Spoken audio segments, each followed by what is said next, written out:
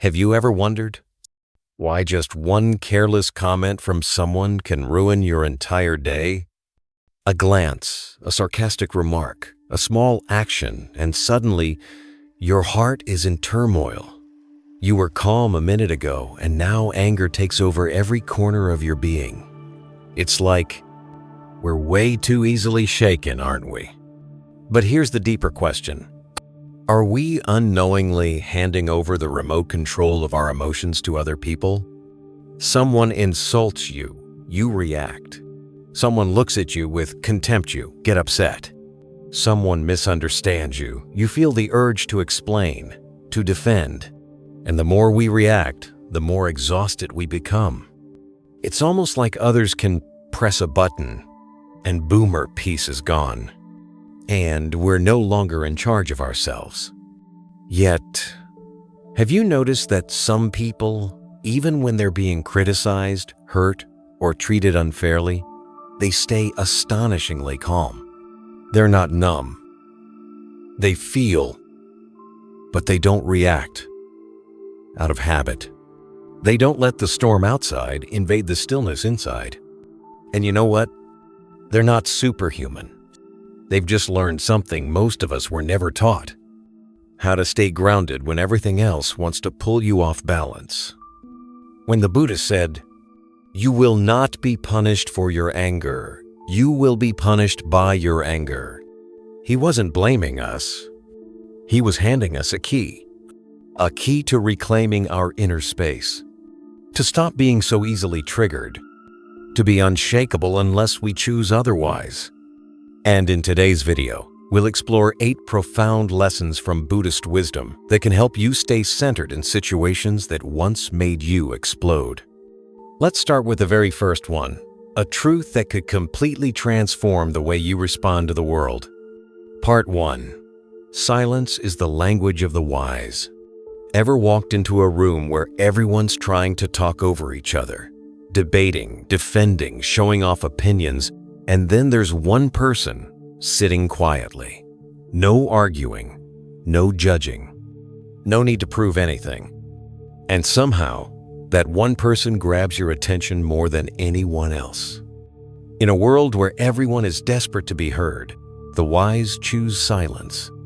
Not because they have nothing to say, but because they no longer need to say it. Silence, in truth, is a language. And only those who have walked through pain, deep reflection, and inner awakening truly understand its power. Because sometimes, the more we explain, the more misunderstood we become. Sometimes, the more we talk, the further we drift from the truth. And sometimes, just sometimes, the most powerful statement is silence itself. There's a beautiful story from the Zen tradition. During an outdoor meditation session, a man walked up to the teacher and asked, "Master, people keep hurting me with their words. What should I do in return to stay aligned with the way?" The teacher looked at him, said nothing, just smiled quietly. Then, after a pause, he gently asked, "If someone offers you a gift, but you don't accept it, who does the gift belong to?" The man thought for a moment. "To the one who offered it," he said. The teacher nodded.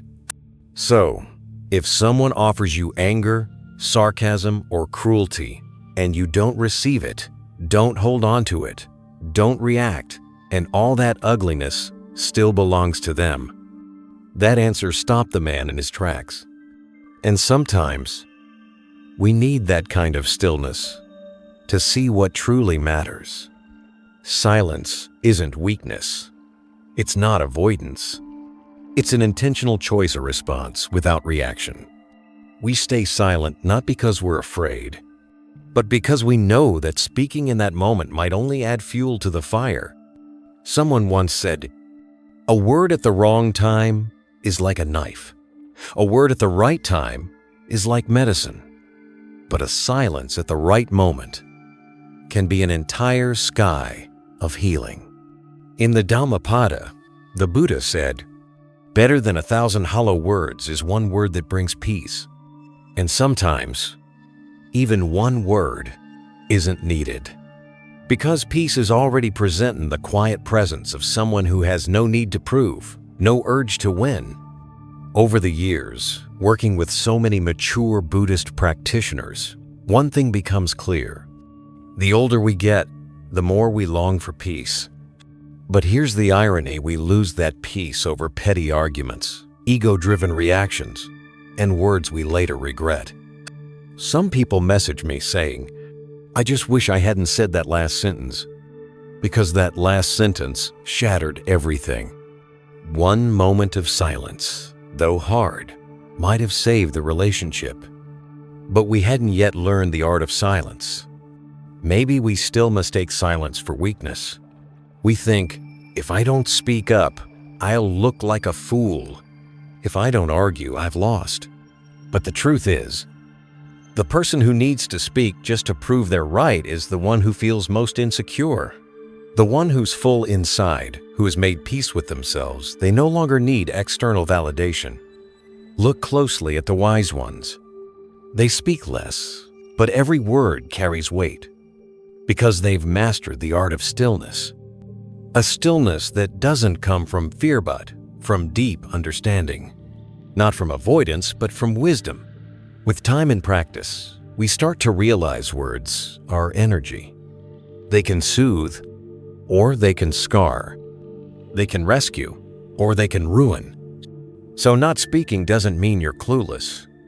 Sometimes it means you know exactly what's worth responding to.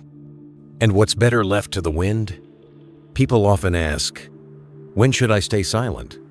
The answer is simple. When your heart is still troubled, when your words come from pain instead of peace. In those moments, choose silence. Not because you don't have a voice, but because your voice deserves to rise from a calm heart, not a restless mind. And when your heart is finally quiet, if there's still something that needs to be said, it'll come. It'll come soft as a breeze, clear as light, without force, without ego. Because when you speak from peace, the world feels it. You're not arguing, you're simply sharing. As we grow older, we cherish silence more. And as we go deeper into the spiritual path, we realize truth doesn't need to shout to be heard. And love, real love, isn't about fiery reactions. It's about presence. A still, gentle energy that wraps around the other like a warm blanket. So the next time you feel hurt, insulted, or tempted to lash out to protect your pride, remember, silence doesn't just save you from conflict. It saves your heart from carrying what it was never meant to hold. Part 2. The power lies in the pause. There's something strange, isn't there? Most of the things we regret in life happen in just a few short seconds. A careless comment, a snap decision, an angry outburst that flares up too fast. And then comes the aftermath days, weeks, even years spent repairing the damage or just living with the regret. But what if, in that very moment, we had just paused? Just for a breath, just for a second, just a little gap between emotion and action. Everything could have been different. In Buddhist teachings, there's a deep concept called mindfulness before action. It's not about suppression or self-control. It's about being aware of what we're about to do and where that impulse is coming from. Sometimes, just a 1-second pause before speaking might keep us from saying something hurtful. Just one mindful breath before reacting might stop us from pouring fuel on the fire. I remember a student once told me he used to have a terrible temper. After a long, tiring day, just one wrong word from his wife would set him off. But then, during a Vipassana retreat, he learned a simple practice. Before saying anything, pause and take one breath. That's it. He didn't change overnight, but every time he remembered to pause, he found himself talking less, getting angry less, listening more. Not because he was trying to hold back, But because that little pause gave his mind just enough space to see how emotion was trying to hijack him, and the moment he could see it clearly, he started letting go. Interestingly, neuroscience today says something very similar. Between a stimulus and your reaction, there's a part of the brain that acts like a free choice zone. If we don't pause, we react on autopilot from old habits, from instinct. But if we create even a tiny gap, we can respond with awareness, not just emotion. The Buddha once said, "It's not what happens to you that causes suffering, it's how you respond to it." It's natural to react, but we don't have to be a slave to every reaction. And real strength that doesn't come from reacting quickly. It comes from having the courage to pause before reacting. Take a closer look. No one can truly hurt you if you're able to pause before letting their words reach your heart. No one can steal your peace if you recognize in time, "This is just a passing emotion, not who I am." And in that one sacred pause, you take back ownership of your life. There's a small story in the Buddhist scriptures. One day, a man came up and insulted the Buddha harshly in front of a crowd.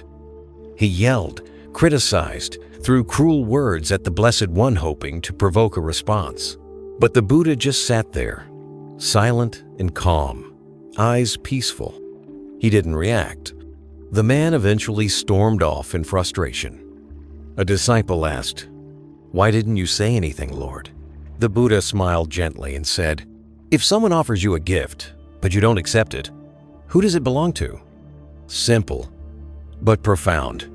In the moment the man tried to provoke him, the Buddha chose to pause not out of weakness, but wisdom. That pause didn't make him lose. It helped him stay whole. It preserved his dignity and inner peace. And the angry man, he left with the gift he came to give, his own anger. See, we can't control what others say or do, but we can always control one thing: how we choose to respond. And the good news? You don't need some complex philosophy to do this. Just remember this: before you speak, breathe. Before you act, pause. Before you react, observe. Sure, the first time you might forget. The second time too. But slowly, with every mindful pause, you're building an inner strength that no one can take away from you. It's the kind of strength that comes from within. Not flashy, not loud, but deeply rooted. Like a driver going downhill, if you don't brake in time, the car spins out of control. But if you do, everything stays safe. The mind works the same way. Each pause is like pressing the brake, gently protecting yourself from unnecessary damage, preserving peace in your home, avoiding those words you later wish you hadn't said. And when this pause becomes a habit, life begins to shift. You're no longer dragged around by emotion. You don't react on impulse anymore. Instead, you respond with clarity, calm, and compassion. True strength doesn't lie in speaking louder or faster. It lies in knowing when to pause and having the courage to actually do it. Because sometimes, one silent pause can save an entire peaceful day. Part 3. Don't absorb it, just observe. You ever notice how sometimes just one comment from someone can weigh down your whole afternoon? A judgment, a cold stare, even a sihone you're not even sure was about you. And suddenly, the mind starts spinning. The heart gets stirred up. All that peaceful energy you had in the morning, gone without a trace. We've all been there, haven't we? But if we look closely, we'll see. It's not really what others say or do that causes the storm. It's because we take it in. Like someone throwing a pebble into a calm pond, and suddenly our whole inner lake is rippling. The real question is, do we have to hold on to everything others toss our way? The Buddha taught that the mind is like a mirror. If the mirror is clean, it reflects without clinging. But if it's covered in dust, everything sticks and doesn't let go. Same goes for our emotions. When someone dumps anger, judgment, or negativity onto us, we have a choice. We can either absorb it, carry it around like a burden, or we can simply observe it like someone standing at the edge of a crowd, not getting pulled into the chaos. A laywoman once shared this story from her daily commute. She rode the same bus every morning, and every day the same man got on with a scowl, pushed his way through, grumbled, barked at people. Everyone dreaded him. But one day, she decided to try something different. Instead of seeing him as a problem, she just observed without judgment, without reaction. She noticed the tension in his hands, his tired eyes, his shallow breathing, and she realized maybe he was hurting in a way no one saw. From that day on, when he got on the bus, she simply breathed. Let his anger pass through like wind passing over water. No resistance, no reaction. We can't stop people from bringing their energy into the world, but we don't have to carry it. Not because we're cold or uncaring, but because we understand everyone is just reflecting their own inner struggle. A person who lashes out might be carrying a wound they don't know how to heal. Someone who criticizes may be drowning in their own insecurity. Someone controlling or irritable might just be feeling powerless in their own life. And if we're not careful, we'll unknowingly absorb all that pain thinking it's ours. In Buddhist meditation, especially in Vipassana, there's a beautiful reminder.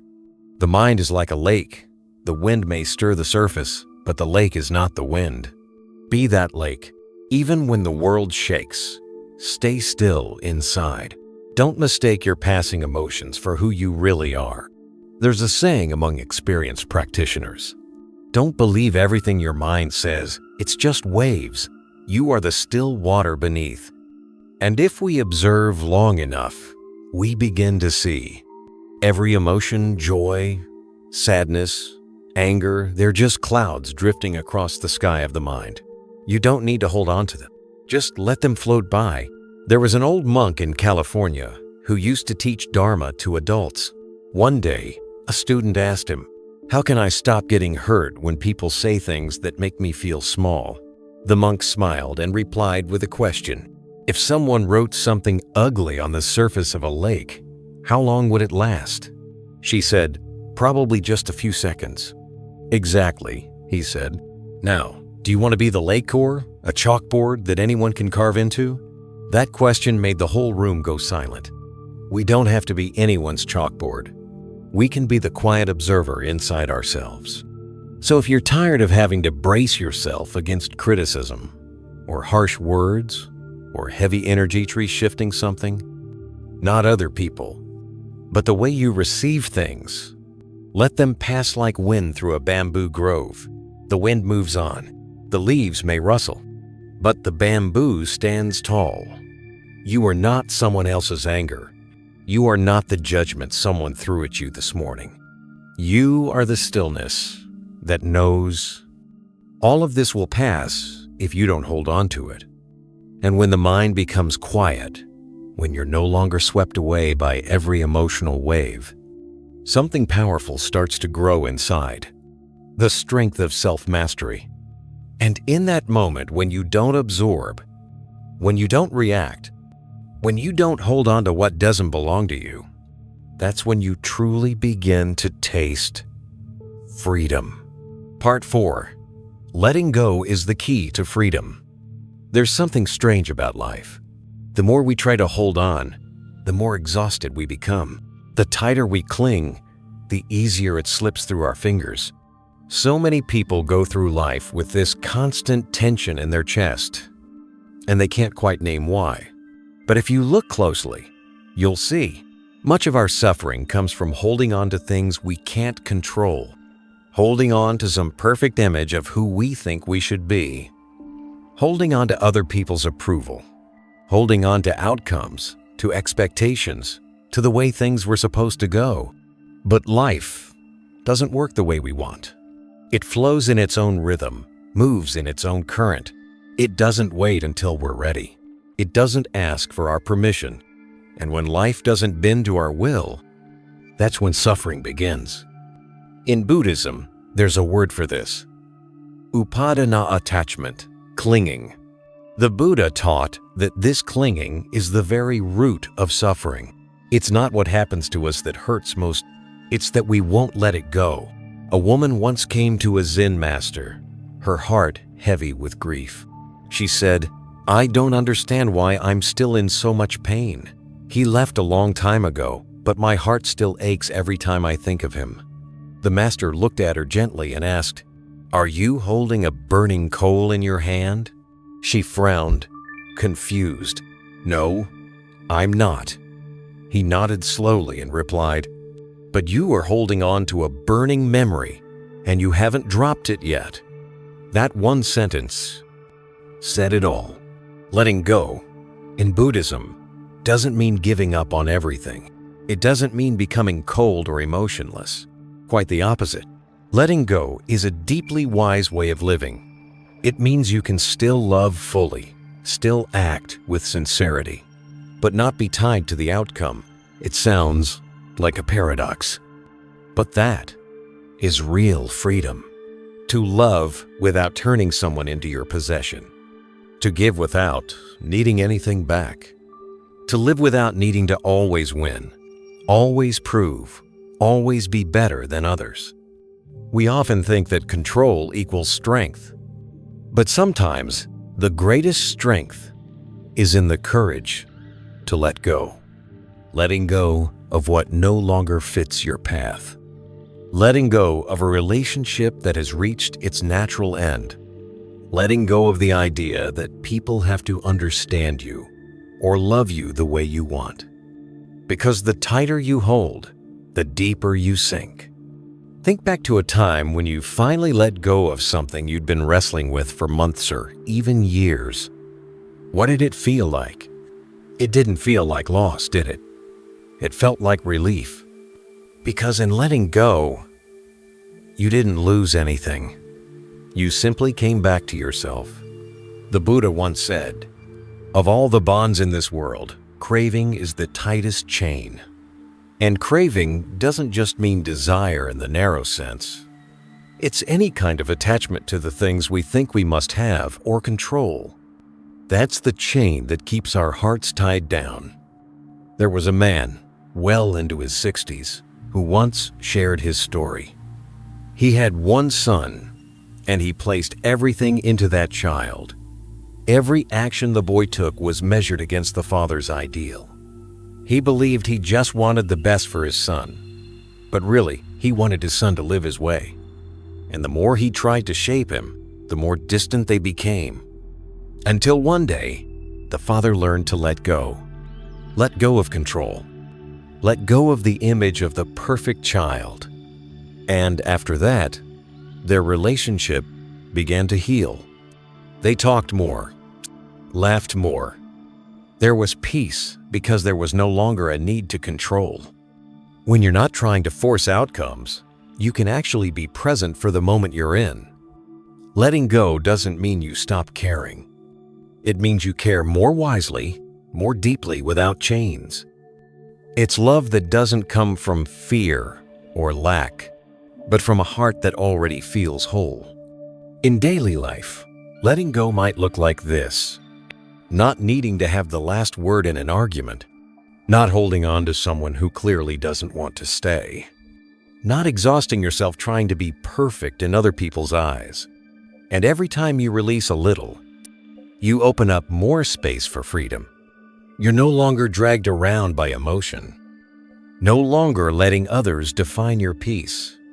Because now you understand, real happiness doesn't come from getting life to go your way.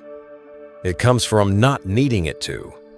So if you're feeling tired of trying to control everything, tired of holding it all in, maybe it's time to pause.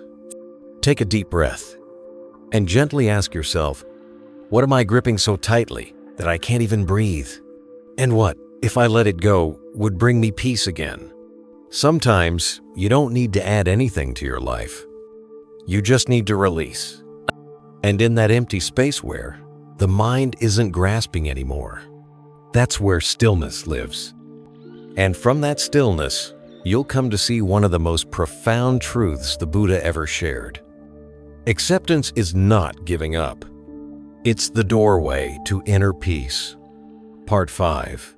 Acceptance is the door to freedom. One of the hardest things in life is accepting something we really didn't want to happen. When someone we love is taken too soon. When a dream falls apart right in front of us. When someone we care about betrays us, leaves us, or changes so much we barely recognize them anymore. The mind resists. It wants to fix it, hold on, fight back, rewind, do anything to undo what just happened. But here's what we're rarely taught. Pain doesn't come from the situation itself. It comes from our refusal to accept it. It's like standing out in the rain. You can get angry at the sky. You can complain about your wet clothes or your ruined schedule. But no matter how upset you get, the rain keeps falling. And the more you resist it, the more drained you feel. Acceptance doesn't stop the rain, but it stops the storm inside you. The Buddha said, the root of suffering is tanha, the craving for things to be different than they are. We want people to act the way we expect. We want life to be easier, smoother, more convenient.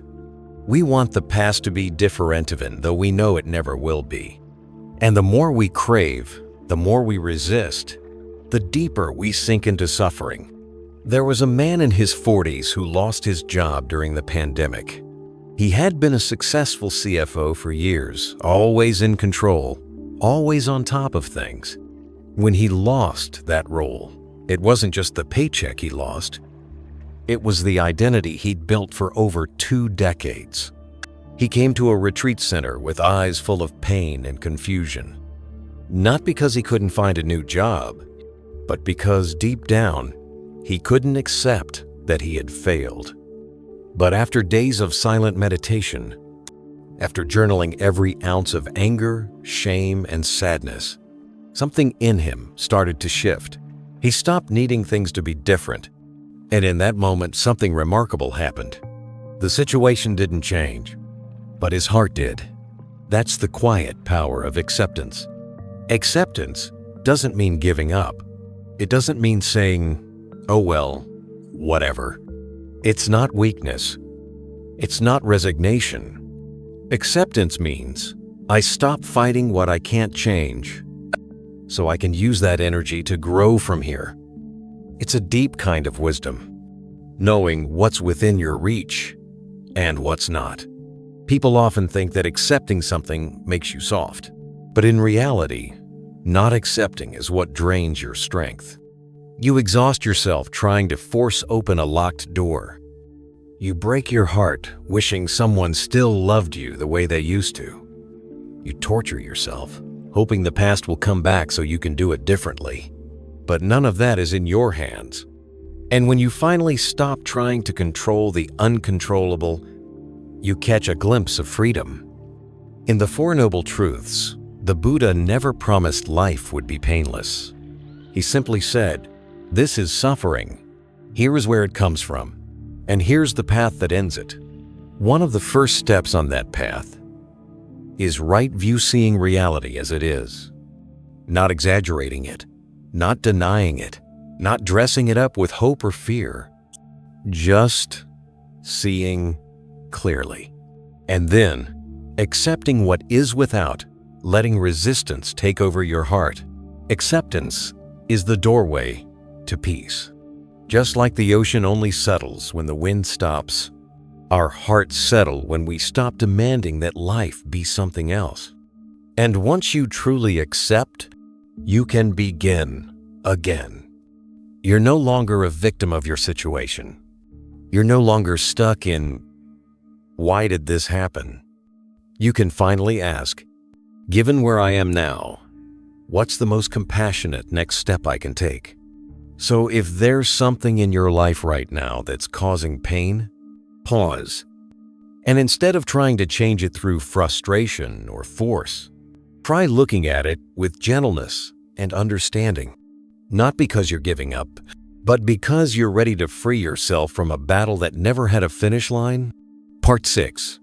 Let the fire burn out on its own. Have you ever noticed how, when someone gets angry at you, the first instinct is usually to get angry right back? It's like something primal gets triggered. We feel the urge to defend ourselves, to push back, to match their fire with our own. But after that moment passes, after the yelling, the tension, the heated energy, have you ever paused and noticed how you feel?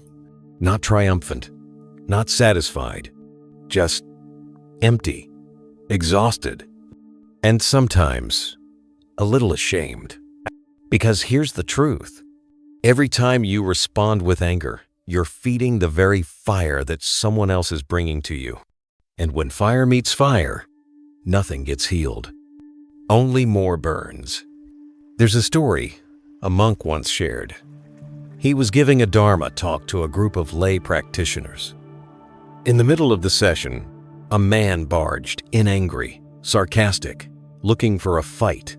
He interrupted, criticized, and tried to provoke the teacher in front of everyone. People waited for the monk to respond, to defend himself, to say something.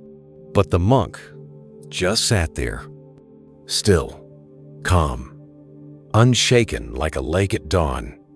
No reaction, no frown, just presence. Eventually, the angry man ran out of steam and walked out of the room on his own.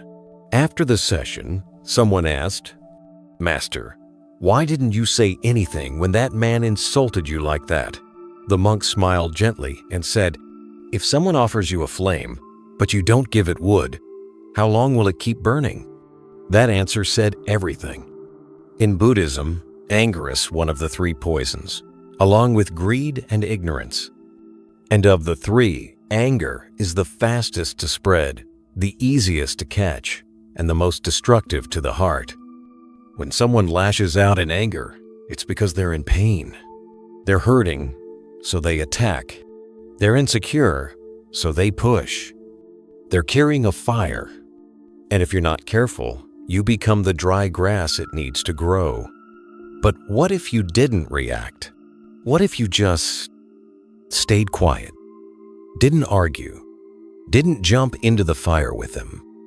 The flame wouldn't spread. It would fizzle out. Because the nature of anger is, if you don't feed it, it can't survive.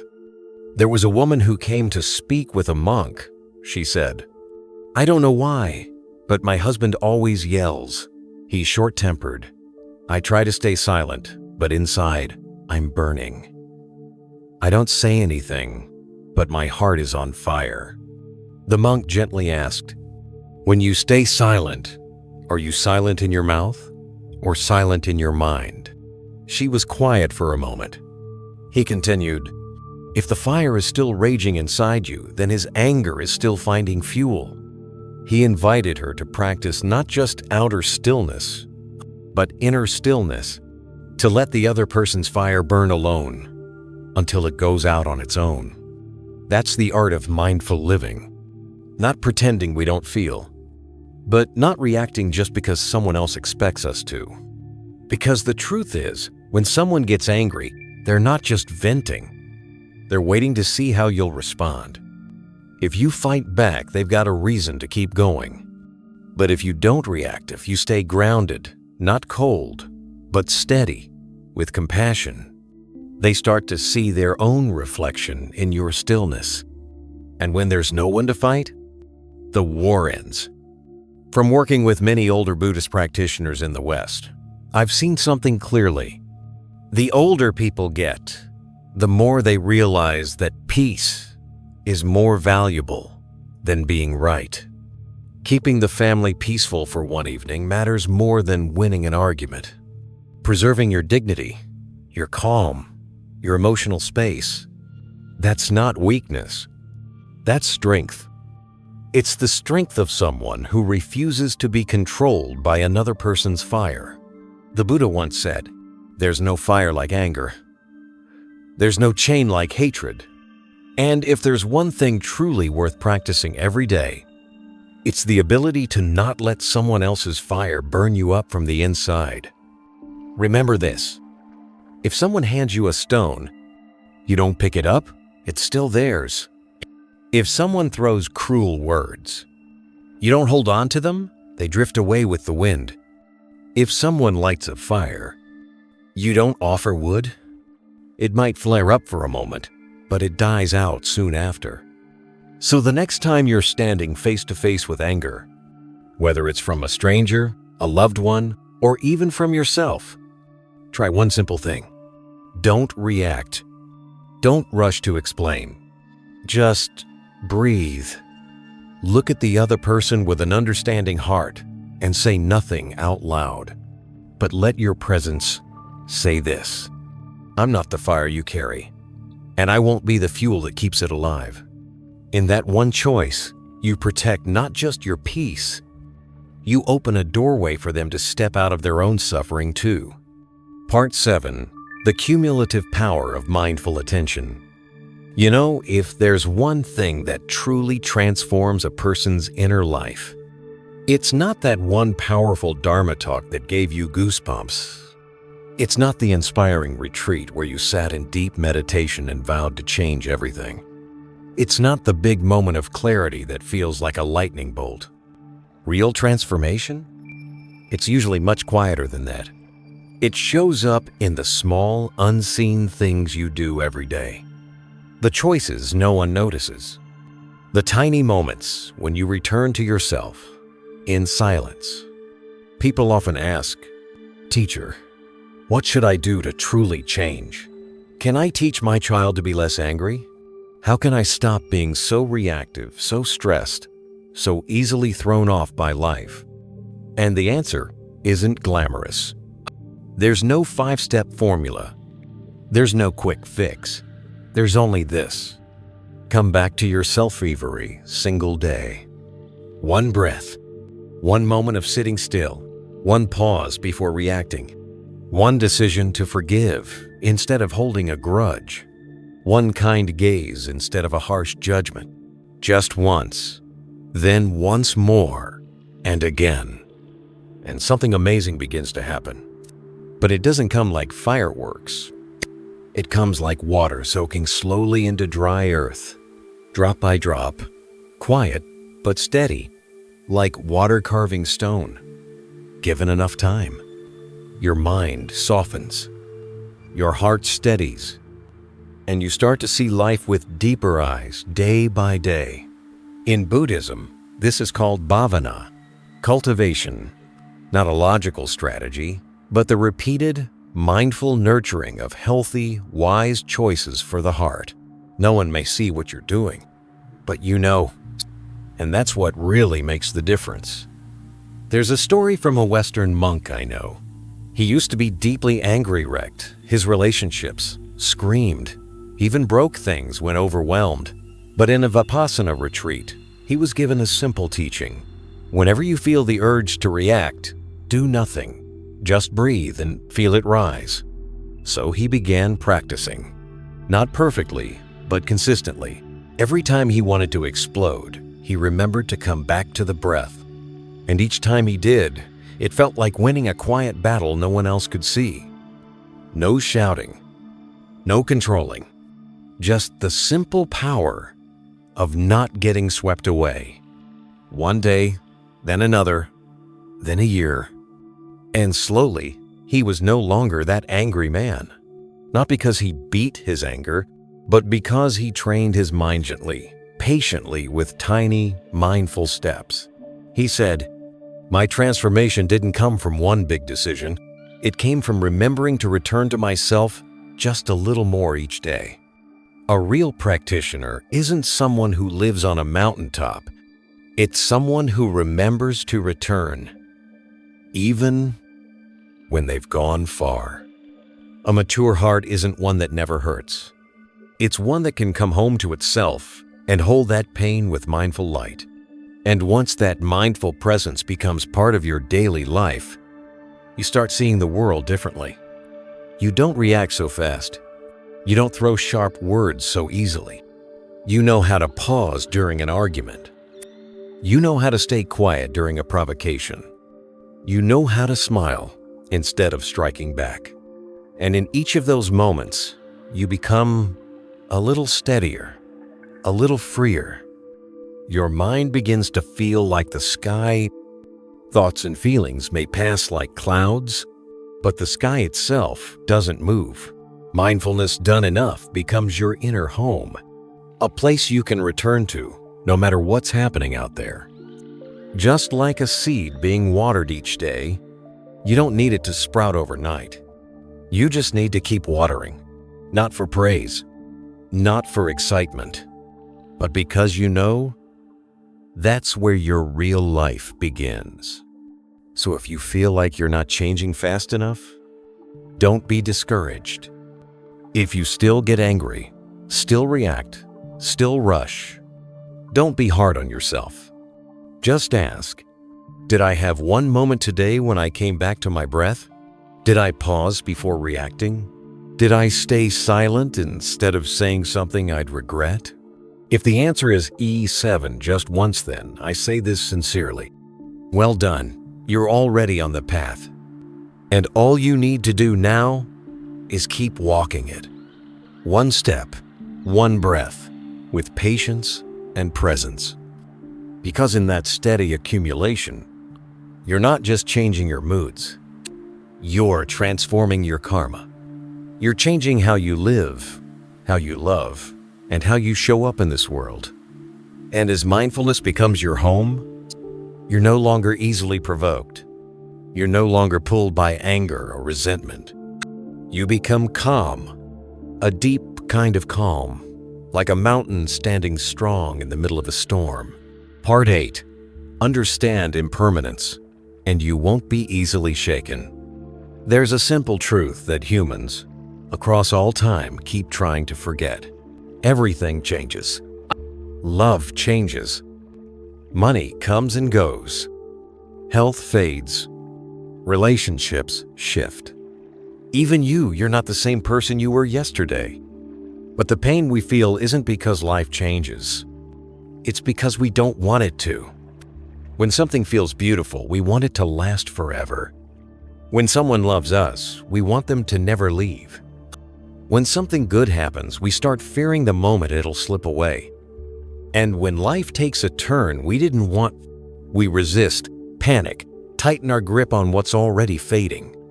But how do you hold on to something that was never meant to be held? It's like trying to hug a cloud. The tighter you squeeze, the faster it slips through your arms. In Buddhism, impermanence is called anicca. It's one of the 3 marks of existence, along with dukkha, suffering, and anatta, non-self. Impermanence isn't just a concept. It's not some abstract idea. It's life right here, right now. In every breath, every conversation, every relationship. The person who loved you yesterday may turn away today. The job that felt stable may fall apart overnight. A healthy body can receive a diagnosis that changes everything in one moment. And none of that is unfair. None of that is punishment. It's simply the nature of life. A man once shared that after losing his mother in a sudden accident, he fell into deep depression.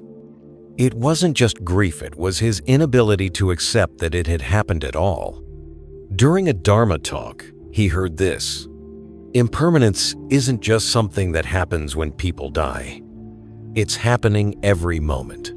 But we don't notice so when it becomes obvious. We call it a tragedy. In truth, life has always been changing. That simple teaching pulled him out of the dark. Because once you stop treating impermanence like the enemy, you can finally live at peace with the world. It's not that you stop loving. It's that you love with full awareness that things are fragile.